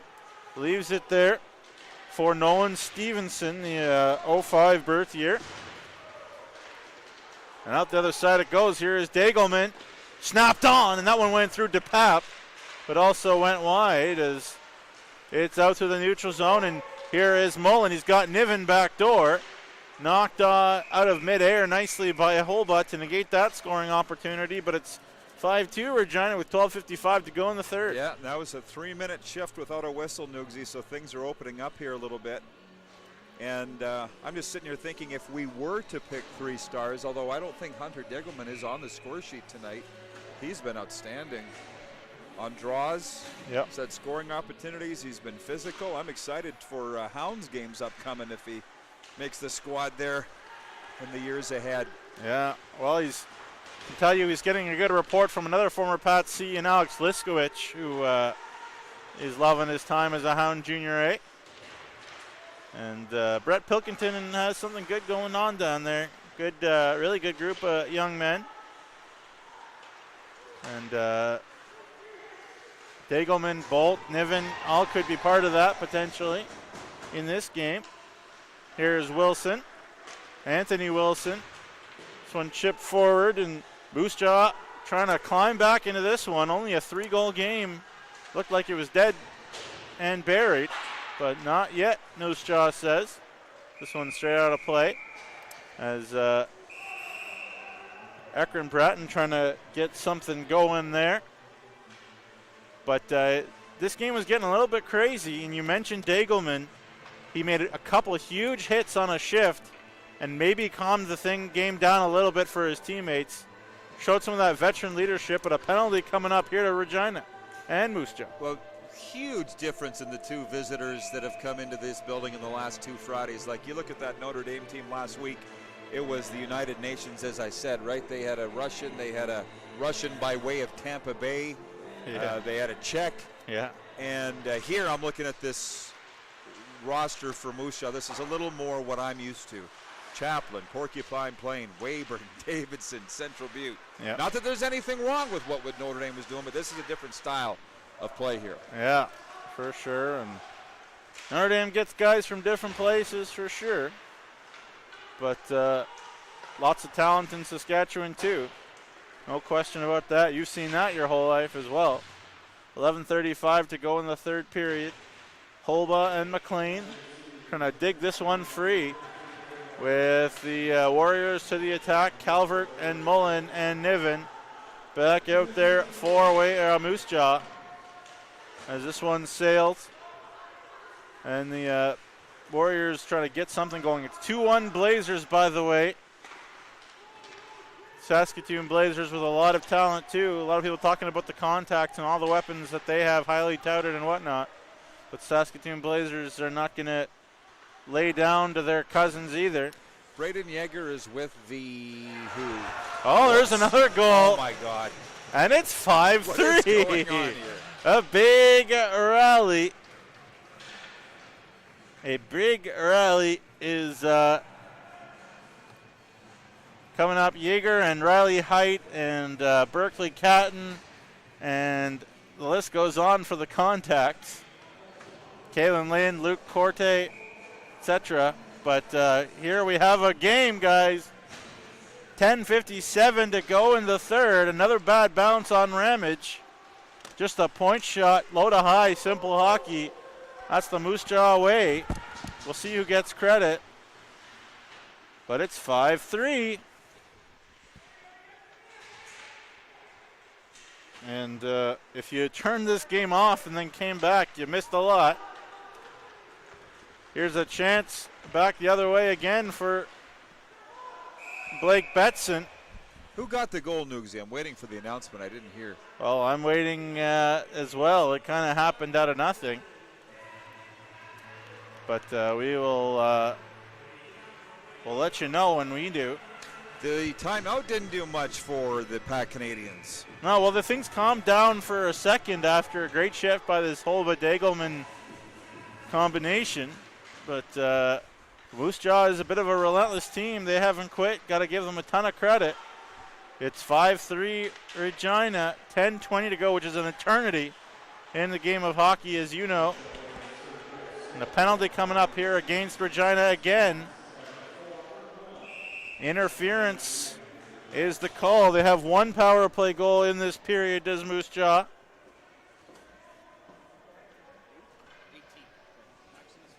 Max Wanner got the goal on a deflection. 18. Yeah, Max Wanner. So it's another power play for Moose Jaw. Calvert, Mullen, Niven, Wilson. All the big guns out there for Moose Jaw. As the face-off is won, and Peters the shot on. Not a stop! Wow. See. On Calvert. And by the way, can you blame Ramage for many of these goals? I can. Nope. He didn't see the first shot coming at all. He was screened, but he got in front of it and then jumped on that rebound. So it's time to help him out. This is a 6th power play for Moose Jaw here, and Boy, when the Pat Canadians fall asleep, they fall asleep. Yeah, Kirk Mullen with 2 assists and a goal in this third period. He's really been in the middle of everything for Moose Jaw. A goal and 2 assists and a 3 Moose Jaw goal is not a bad ratio. And he's really showing his ability. Why the Warriors took him in the 6th round in 2018. Also a guy who has some junior experience, but a game for Yorkton a year ago, did Kirk Mullen. Here's another chance. That one's just flashed wide off of Ethan Peters, who can shoot the puck. Wilson sends it down low. Holba will give chase. He's tied up by Mullen. And big Kirk Mullen, all 6'2", 175. Peters waits, looks to Mullen, looks and shoots out in front. And Calvert would have had an empty cage to put it into if he got enough on that. Calvert again bumps it down low, looking for a shot from not a great angle. There was Mullen. Here's Wilson at the half wall. Tries to get through a couple bodies, but Gronick is going to knock at the length of the ice. 35 seconds to go in the power play. DePap chipped it up, and here is Perkins again. Perkins goes for a skate. Johnson gives him a shove. Heward up the wall. Here is Wanner, but it can't get there first, and it's knocked down the ice. 8:25 to go in the third period, and Quinn Manty will leave it behind him for Wanner. Wanner going wide, chips it in deep as this one's flicked off the wall. Kept alive momentarily, but that'll be it for the power play. And a lot of it killed by the guy who has to be your best penalty killer, your goalie, as Ramage was great again. 8 on the dot to go here in the third period. 5-3 Regina. A 5-0 lead is evaporating if you are a Regina fan. This one snapped up into the Moose Jaw zone. Here is Max Wanner. Been a big part of it too in this period as he flicks that up in the air, and it's going to be an icing against the Warriors with 7:37 to go in the third period. I'm just trying to look at the difference between the rules in this league and Junior A and Dub, and so they're not allowed a change after that, huh? I do not believe so, no. So I'm just saying, you flip the puck into the crowd, it's not a penalty. But if you ice it from inside your own side of the blue line, you can't get a change. So that's one league they've put, one rule they've put in. You can't get a change if you flip it out of play either, though. In this league. But it's a penalty in junior, and it wasn't in this second period here. Right. Whoa! This one's up in the air. It's a penalty in the WHL, not in the Junior A, I don't believe. Pardon me. Bolt. Long shot. That one's on, and the Pats need a shift to settle things down a little bit. As this one's flipped up in the air. Looking for a foot race right there is Betson. He probably thought he got there, but it is no-touch icing. It's not hybrid like in Junior A, so it's just no-touch icing here in Sask minor hockey. Be interesting to see how I'm sure they got it differentiated and sorted out who's going to get into the Mosaic Place for the game tomorrow night. Patsies and Moose Jaw Warriors. I'd love to see that now. Of course, I'm going to be broadcasting the CFL Sim Grey Cup tomorrow night in Nutsy, so I won't be there, but Moose Jaw is going to be broadcasting it on the U18 Warrior YouTube page. They told me they don't have any announcers. Okay. If you weren't busy, you could go over there. there. I would for sure. But yeah, I'll be, if you like the sound of my voice, I'll be with the Notre Dame Hounds Junior A, and they take on the Humboldt Broncos, the #1 team in the SJHL power rankings right now. Scott Barney's Humboldt Broncos off to a great start, as I prognosticated they would. What a team they have. And Brett Pilkington's team trying to find their identity.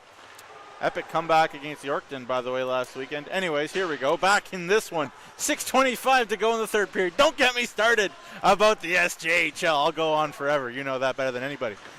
Warriors turn it over there. Here is Dagelman jumping up. Dagelman out in front of the net trying to settle that one down is Kistner, and he does. Plays it up to Atlee Calvert. Tries to make a fancy move at the blue line, but he loses the handle. Great first period for Calvert. Whoa. Hasn't been as impactful before since then, but a great check right there by Riley Niven. Tried to settle that one down. This one's locked towards the net. Holba tried to catch it with his hand. That's a great way to break some fingers. But no harm done, it looks like, for Holba, the Estevan Bruins prospect. Logan Hammett up the boards into a crowd. Here is Reich. Has it knocked away from him. Reich gets it only as far as Ekron Bratton. Niven looking through the middle of the ice. Nice pass. Here is Mullen again. Makes a move. Shovels it towards Ramage. And he does a nice job of holding his ground with a big boy coming at him. With 5:16 to go in the third period. You were an old goalie, Rod. Get run over a bunch of times or no? Oh, yeah, absolutely. Yeah. Yeah, hardest I ever got hit in my life was a butt end right on my chin. A guy came through the crease. Cracked my tailbone, too, on a crease crash. Got my legs kicked out right down on the ice. What a time. Face-off won by Moose Jaw. Lanner to the corner. 5:10 to go in the third period. A 2-goal hockey game here in Regina. These old rivals, doesn't matter what level, it's always a bloodbath. Well, I'm glad that I didn't say this game was over after 2, Newsy. There you go. Because it clearly hasn't been. When it's U18, when it's junior hockey, you never know. It's not the robots of the NHL. That's what we love about it. Absolutely. Here's Aremba in the corner. He's given a hard ride. His influence has waned a little bit in this game too, has Aremba. Wilm trying to dig it free. Early days still here in Sask U18. Lessons are being learned. Here is Perkins, or the coaches hope so anyways. Perkins, they're there to be learned if you take them. Here is Hammett looking for Fry. Davis Fry, little flip into the waiting arms of Cale DePap with 4:18 to go. It is a 2-1 Saskatoon Blazers lead on the contacts. Parker Lalonde and Nolan Flamand, who was a holdover from that Blazers team that made it to the finals a couple years ago with that great decor that included Carter Prasovsky and Nolan Allen, who's on L'Orange now, but a very good member of the Prince Albert Raiders Western Hockey League decor. And who'd they lose to in the finals? Do you know, Rod, a couple years ago, the Blazers? The Notre Dame Hounds. No. Oh, is that right? There you go. Yeah, with the Red Deer Rebels forward Keaton Sorensen on the Notre Dame Hounds that year. Anyways, 4:10 to go in the third period. As a heavy check there as Regina trying to settle this game down a little bit. 4 minutes exactly to go. This one sent into the half wall. Warriors trying to get the puck deep, and they have 3 in this period. They could have more. There's no question about that. Ramage has made some great stops. This one flicked in deep. Ramage is just going to cover it up. And another thing, Rod, that's been critical in this period as the Warriors have a 12-5 shot advantage, that face-off dot has been owned by the Warriors so far this third period. Well, we haven't seen Hunter Degelman taking as many draws, but now you will. He's in the penalty box earlier. He's been no stranger to there tonight. This is a key one for Hunter. Degelman versus Niven, 2 Notre Dame Junior A Hounds draft picks, and Degelman wins it. And that is certainly his calling card on this Patsy's team, among others, but certainly a big part of it is his ability to win those face-offs and kill penalties, be gritty, be good on the forecheck, create off the forecheck. As trying to bring some of that experienced leadership. As it's pulled free by Mullen, who's been a monster in this third period. Battle along the half wall. Mullen can't keep it in. This one chipped forward. Barnett with a chance, and he puts it just wide of DePap's net. As Wanner, who needs a line change, looks like will just flick it forward. Little chip in by Calvert. Back the other way. Wanner will send it back towards the foot of Sam Bolt, and Hammett will play it up the boards. Peters behind him to Riley Niven. Plays it right into Asmundson. Niven again, and he'll wind his way up ice. Sends it into the feet of Mullen, who goes to the attack. Mullen is all tied up. Knocked off the glass. Down the ice it goes. It's going to be icing called against Regina. 2:22 to go in the third. Have you noticed, particularly this year or even in the last couple, coaches pulling their goalies earlier in games? And Absolutely. So you nodded your head yes. Are they saying because of analytics? I believe so. Well, I mean, maybe they're saying so because they watched Patrick Waugh when he coached the Colorado Avalanche, and he was pulling his goalie with 8 minutes left or whatever. I heard a stat that you might as well pull your goalie with between 3 and 4 minutes to go as opposed to 1 or 2, because more games are won that way. Yeah, well, DePape is gone from the Moose Jaw net. Funny you should mention it. Face-off won by the Pats, but they couldn't get it out. Ramage, another big save right there. Wilson, the shot on, a couple of deflections, bouncing up in the air.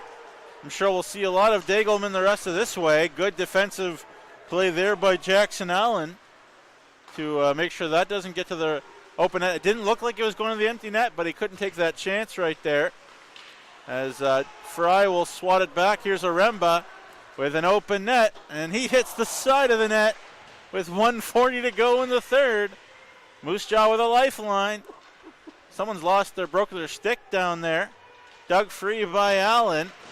Gronick does a nice job of backing up there, right? They try to kill seconds with the puck against the boards. Now it's dug free, and Wyatt Wilson will have it in the corner. Good hard forecheck by Aremba. He's didn't just put his head down after he missed the empty net. He kept working. Got to give him credit for that. This one does. Oh, I thought maybe they held the line. Lifted his wrong leg. Left the wrong leg there with 1:13 to go in the third. He straddled the blue line, but lifted the wrong leg. So anyways, I don't get the analytics that the coaches do, but obviously you've noticed that they're pulling their goalie quicker. But for a blocker save there by Ramage, they got the chance they were looking for, Nugsy. Can you imagine if this had become a one-goal game? Oh, man. Just wild. By the way, next weekend, I don't believe the Patsies have a home game. So I don't believe Rod and I will have a call there until December, when the Swift Current Legionnaires are in town December the 4th. So this is the last call we'll have in November. As mentioned, the Patsies do not have a home game next weekend, it looks like. As they'll head to Estevan, but that's it. Out the far side it goes. This one's on off the side of the net. Calvert thought he scored maybe, but he missed the net. 45 seconds to go. Wanner trying to get that one into a crowd in front, but the Warriors really expended a ton of energy to make this a game. It's not over yet, but Trevor Weisgerber still has his timeout, by the way. Well, two excellent hockey teams here, Nugsy, and now Weisgerber's just called his. With, what'd you say, 45 seconds left to go or so. But, well, a lot of teachable moments for both coaches after this game here tonight. Couple moments where Moose Jaw fell asleep in the second period. They're going to be lamenting those on the bus ride home, aren't they? Yeah, lots of chances. And they've scored 3. Talked about that. Ramage has made a barrel full of great saves for Regina as well. Not a big guy, but moves very, very well laterally, side to side, and looks through traffic quite well as well. Good rebound control too. So he's been solid. Well, for those that have just tuned in, and man, we've got a ton of viewers. Jimmy DeConey watching in Swift Current, my good buddy Jimmy, longtime hockey guy. I'm with Jamie Neugebauer right now. Nugsy. Jim wants to know who's calling the game with me. Okay. When it was 2-0, Nugsy, we said it's not a 2-0 game. It's closer than that. And when it was 5-0, it was not anywhere near 5-0. Yeah. No, now it's here true. we are. It's 5-3. Pat sees. Yeah. Moose Jaw's pouring it on. And could go either way. Could have gone either way. And got to give this Moose Jaw team credit for not packing it in and saying, "Oh, we'll give her a go tomorrow." Lots of pride as Niven gives a very late shot to Blake Heward right there. Heward, the Swift Current Broncos prospect. Thank you again to everybody tuning in. We really appreciate every one of you. Hope you've enjoyed this second game for us, calling the Patsies. This is their 6th game of the season. This one out in front. They're trying to win their 5th of that 6 games. Not a bad way to start this campaign. Going to hand their blood rivals, the Moose Jaw Warriors, their first loss, as I believe the delayed offside is called. And Dagelman out there with Gronick and Holba. Again, more great work by Hunter. He's going to know that he played in a game tonight. He's going to sleep well. Yep. And he knew what he was trying to do there, and I'm not totally sure that was offside, but he had an empty net to backhand at and drew himself offside, I guess. So looks like a game that the Warriors wait a little bit too long to break into. But a good third period, especially by Kirk Mullen. Gave Moose Jaw a chance, gave you something to watch. And Ramage is fired up in the Regina net. But lessons learned here by the Pat Seas. They're going to take it, though, with a 5-3 victory. Gronick, Bernie, Johnston with 2, and Schofer. The goals for the Pat Seas, Mullen, Paul, and Wenner for Moose Jaw. And we were entertained, were we not, Rod? Well, you want to talk about a TSN turning point, Nugsy. It was 1 minute and 8 seconds in the second period between 10:35 and 11:43 when Eric Johnston got free on a pair of breakaways, put it behind a Pap, and ended up being the winning goals of the game tonight. So that's how quick you can lose a hockey game. Yeah, and Eric Johnston with a second period to remember, and a game to remember for all of us. For Rod Peterson, I'm Jamie Neugebauer. The Pat Seas improve to 5-1 with a 5-3 win over the Moose Jaw Warriors. Rod and I will see you in December. Thank you so much for watching, folks, and have a good night.